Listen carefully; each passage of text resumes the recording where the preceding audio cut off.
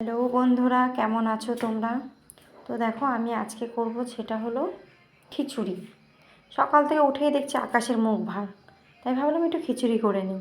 তার জন্য দেখো আমি এখানে 100 গ্রামের মতন চাল দিয়ে দিলাম। এখানে দেখো আমি এখানে প্রায় 300 মতন মুগ ডাল, আজকে শুধু মুগ ডাল দিয়ে খিচুড়ি করব। আদার্স কোনো ডাল আমি দেবো না এতে। তার জন্য দেখো আমি মুগ ডালটাকে ভেজে নিচ্ছি। দেখো মুগ ডাল ভাজাটা হয়ে গেছে, এটা আমি এবার ওই চালটার সাথে দিয়ে দিলাম। এবার মুগ ডালটা আর চালটা একসাথে দেওয়ার পরে এটা এবার ফুটুক। এরপরে দেখো আমি এখানে কড়াইতে তেল দিয়ে দিচ্ছি। এর জন্য খিচুড়ির সাথে একটু পাঁপড় ভাজা না হলে হয়, তার জন্য আমি একটু পাঁপড় ভেজে নিচ্ছি। এদিকে আমার খিচুড়ি কিন্তু হচ্ছে। তো পাঁপড় ভাজা হয়ে গেছে, দেখো এদিকে প্রায় আমার ফুটে গেছে। এবার আমি যে কেটে রাখা সবজিগুলো, এখানে কুমড়ো আছে, বিনস আছে, গাজর আছে, টমেটো আছে, আলু আছে, এগুলো আমি দিয়ে দেবো।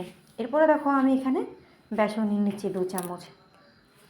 এরপরে আমি 1 চামচ কিংবা 2 চামচের মতন কর্নফ্লাওয়ার দিয়ে দিলাম। তারপরে দেখো এখানে আমি কালো জিরা দিয়ে দিলাম।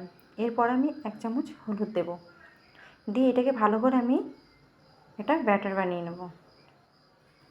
এটা আমার হয়ে গেল, কারণ আমি নুনটা দিতে একদমই ভুলে গেছিলাম। তোমরা এরকম ভুল করো না, ওর জন্য নুনটা দিয়ে আমি এখন আবার করে নিচ্ছি। এরপরে দেখো আমি বেগুনিটা ভেজে নেব। খিচুড়ির সাথে পাঁপড় ভাজা আর বেগুনি জমে যাবে, তাই না? তো দেখো আমার বেগুনি ভাজা হয়ে গেছে। এখানে আমি কাঁচা লঙ্কা আর আদা বাটাটা ওখানে দিয়ে দিলাম। তো আমার এদিকে দেখো বেগুনিটাও হয়ে গেছে। আগে পাঁপড় ভেজেছি, এখন বেগুনিটা করে নিলাম। তো দেখো এরপরে আমি এখানে নুন দিয়ে দিলাম 2 চামচ।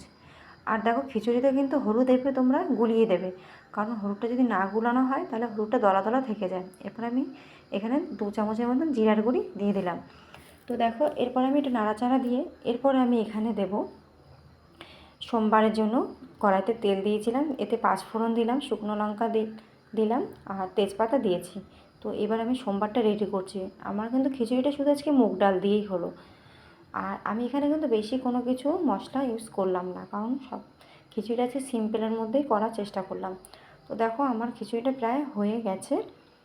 তো এবার দেখো পুরো সেদ্ধ হয়ে গেছে সব, আমার খিচুড়িটা রেডি। তো এরকম ওয়েদার থাকলে তোমরা কে কে খিচুড়ি বানিয়ে খাও আমার মতন করে, তোমরা অবশ্যই আমাকে কমেন্টে জানাবে। বাই।